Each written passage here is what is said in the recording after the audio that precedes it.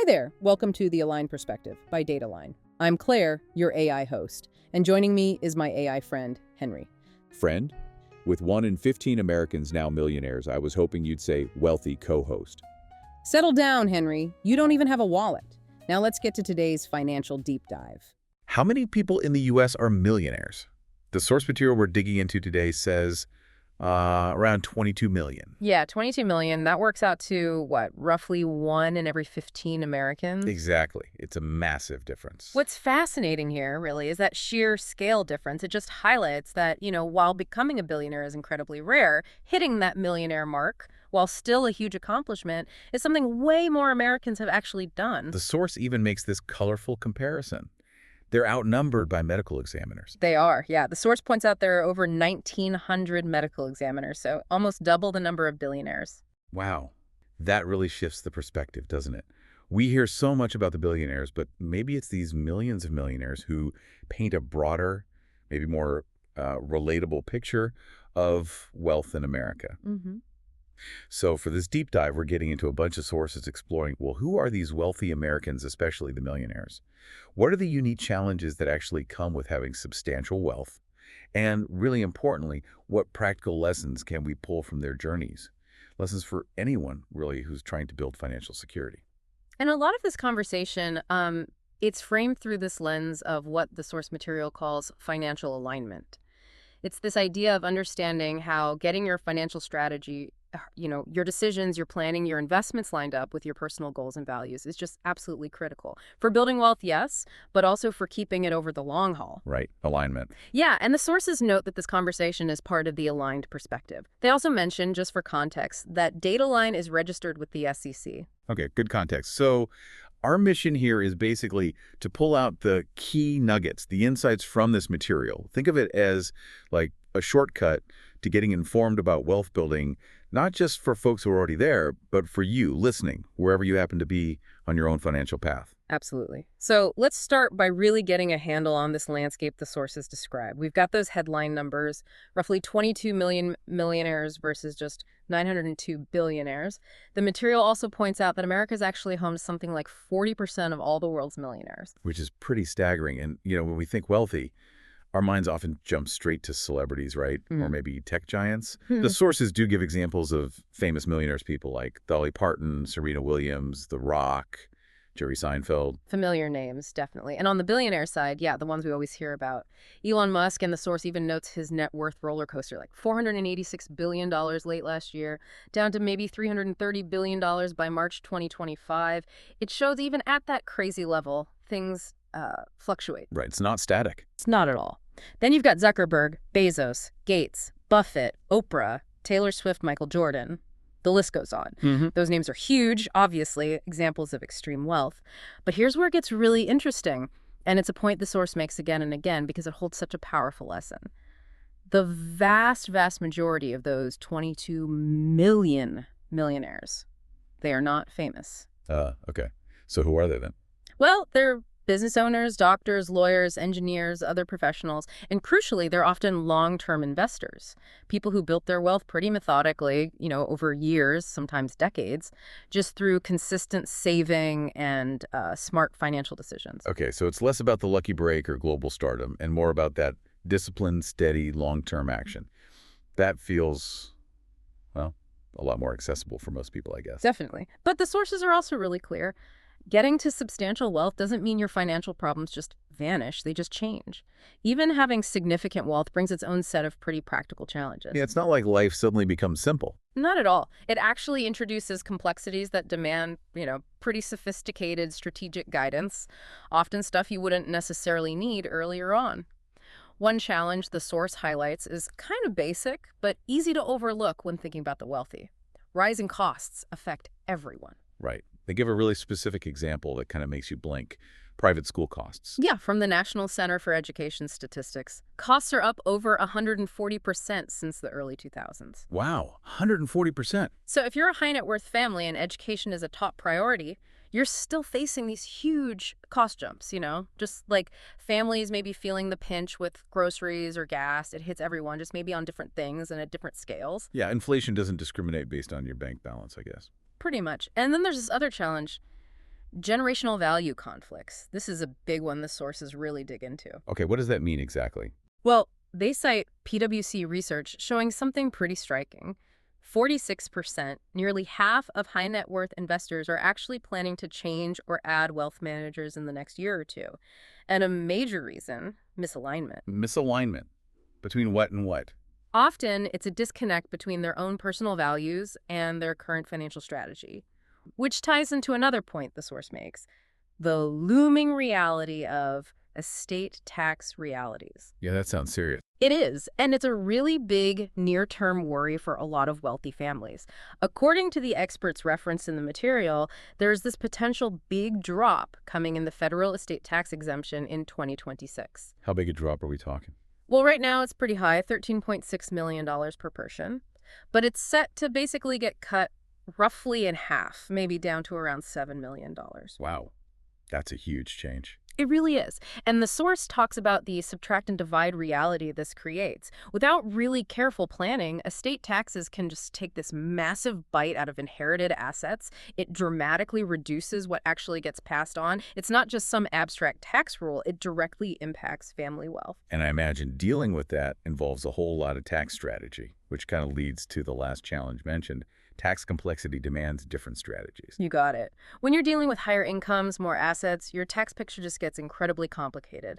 Being in a high tax bracket, potentially over 50% in some states if you add up federal and state taxes, it just fundamentally changes the math on your investments. A 10% return before taxes might only be 5% after taxes bite into it. Right, so just chasing the biggest possible gross return isn't always the smartest move. Not necessarily, no. Tax optimization becomes huge. The focus kind of shifts from just making money to keeping money after the tax man takes his share. And that requires different investment approaches, different types of accounts, and frankly, a really deep understanding of the tax code. Okay, so dealing with rising costs, potential family friction over values, looming estate tax changes, complex tax codes. It sounds like it takes more than just having assets. It takes some serious, sophisticated planning. Absolutely.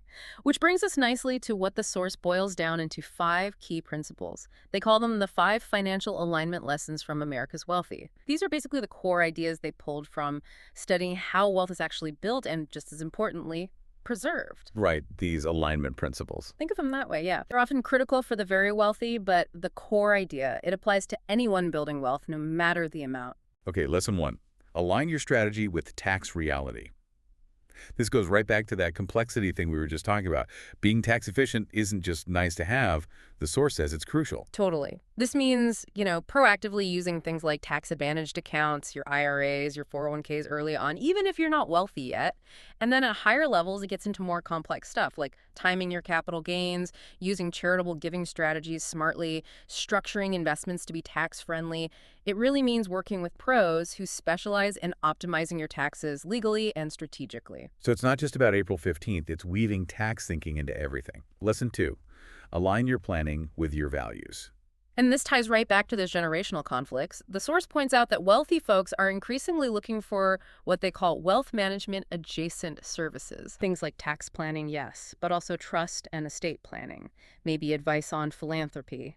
They're looking for guidance that doesn't just grow the pile of money, but makes sure the money serves a purpose that actually aligns with what they care about. So it's about figuring out what wealth actually means to you personally. Is it security, legacy, helping others? Exactly that, defining it. Then building strategies that reflect those priorities. And crucially, talking about it openly with your family, making sure everyone understands the why behind the decisions. That's key for alignment. It sounds like wealth adds these layers of purpose and complexity beyond just having enough money. Okay, lesson 3. Align your expectations with reality. Yeah, and the source mentions findings from places like the Chubb 2024 Wealth Report. It found that affluent people tend to measure their wealth not just by the dollar figure, but by whether it lets them hit their personal goals, feeling secure, pursuing passions, protecting family, funding the lifestyle they want. So aligning expectations means being realistic about what the money can actually do, and maybe what it costs to maintain that lifestyle. Precisely. It means planning for those rising costs we mentioned, acknowledging that, lifestyle inflation is a real thing. As income grows, spending often creeps up too, preparing for tricky family dynamics around money. And maybe most importantly, building relationships with financial pros before you desperately need them. It's about proactive planning, not reactive panic. Thinking ahead. Got it. Lesson 4. Align your investments with your timeline. This one's pretty fundamental, really. Whatever your wealth level, your investment strategy needs to match when you actually need the money. For long-term goals, think retirement or maybe setting up future generations, the sources really hammer home the importance of patient, steady growth. So that means avoiding trying to jump in and out of the market. Absolutely. The sources stress building diversified portfolios that are designed for long-term growth, not chasing quick, short-term wins. Understanding that compounding effect, how your money starts earning its own money over time, that takes patience, takes consistency. Like making regular contributions. Exactly. Making those consistent contributions and just staying invested, even when the market gets choppy. Consistency seems to be a big theme running through all this. Okay, final lesson number 5. Align your team with your needs. Right. Managing significant assets. It's not a set it and forget it thing. It takes real work, real expertise. The sources point out that America's wealthy generally understand they can't and probably shouldn't try to do it all alone. They build a team. What kind of team are we talking about here? Well, a good aligned team usually starts with a core financial advisor, ideally, a fiduciary, someone legally obligated to act in your best interest. But then it often grows to include tax professionals, estate planning attorneys, maybe insurance specialists, and potentially other experts, depending on how complex things get. So it's kind of like assembling a personal board of directors for your financial life. That's a great way to put it, yeah. They all work together on different pieces of your financial puzzle. The wealthy recognize that paying for this kind of professional guidance isn't just an expense, it's really an investment. It can help preserve wealth, optimize taxes, navigate those complex transfers, and just add significant value over the long run. Putting the right experts in your corner. Okay, so if we pull all these lessons together, the sources kind of bring it back to this idea of building wealth your way. Exactly, and that's the core message, really. There's no single magic formula for wealth because wealth itself means different things to different people. For you listening, maybe it's the freedom to travel. For someone else, it's supporting a cause they believe in deeply. For another, it's just that rock-solid security for their family across generations. And the sources mention this is especially relevant right now because there's this massive wealth transfer happening. Huge. They cite Capgemini research predicting something like $83.5 trillion is expected to change hands between generations just in North America over the next couple of decades. 83.5 trillion. It's an astounding number. And it creates massive opportunities, sure, but it also highlights all those challenges we talked about. Generational alignment, estate taxes, value conflicts. It makes getting that alignment right even more critical. So the key takeaway from looking at how these wealthy individuals operate isn't necessarily to, copy their specific stock picks or try to replicate their exact business model. Absolutely not. The real value, the sources argue, is understanding the fundamental principle that underpins their success in building and keeping wealth.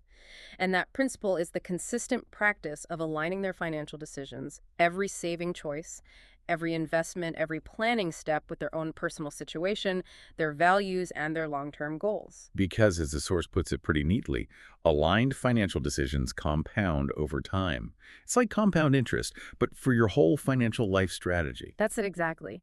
And thinking this way, using this alignment framework, it helps answer some of those common questions people have about building wealth, which the source material also tackles. Like, is the first million really the hardest one to make? The source suggests, yeah, there's definitely some truth to that. Getting that first million often forces you to build those core financial habits. Disciplined saving, living below your means, investing consistently. And it requires really getting your head around how compound growth works. Once those habits are locked in and you've got a solid base invested, well, then the subsequent millions can potentially come faster, thanks to the power of compounding and maybe more sophisticated guidance. So it's about building the habits and getting that initial snowball rolling down the hill. Precisely. Those habits are foundational. Another question people ask is, can you genuinely build wealth starting from, say, a middle-class income? What do the sources say about that? Is it possible? They say absolutely yes, emphatically yes. Many, many millionaires didn't start rich or inherit a fortune. They built wealth through decades of consistent saving, strategic long-term investing, and often getting good advice along the way. The sources really stress that aligned habits and consistent action matter way more than your starting salary. That's pretty encouraging, actually. It puts the focus on the journey and the discipline.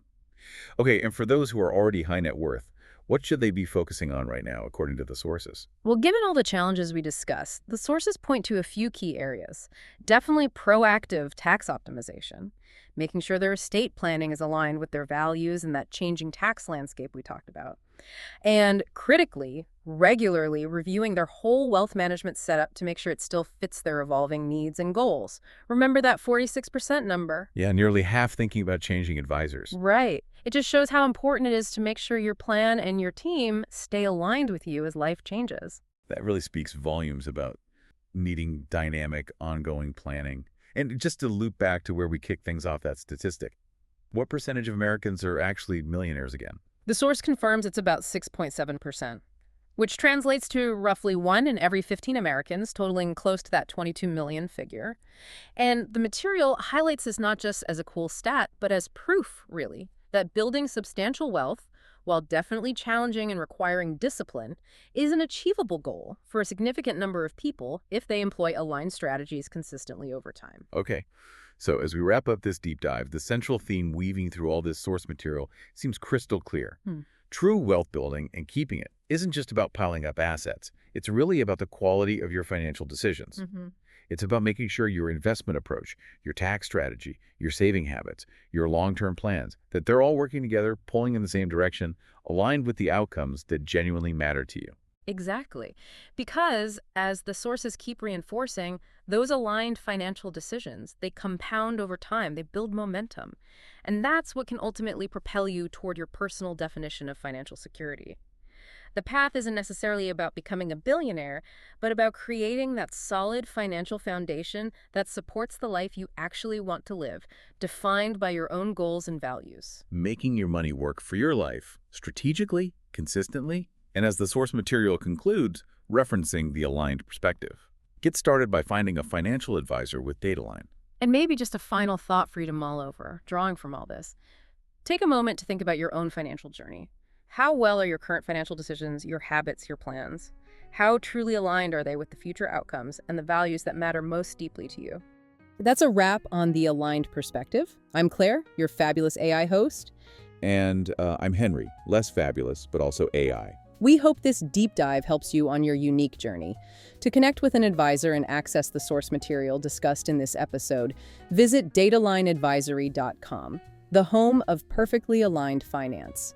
And now, our disclosure statement. Datalign Advisory is registered with the U.S. Securities and Exchange Commission as a registered investment advisor. Datalign Advisory provides referrals to third-party investment advisors based on consumers' financial information, services required, and preferred relationship with an investment advisor, as reported through our questionnaire. Datalign Advisory does not manage client assets nor provide investment recommendations. For more information, including the company's Form ADV Part 2A and Form CRS, visit datalignadvisory.com.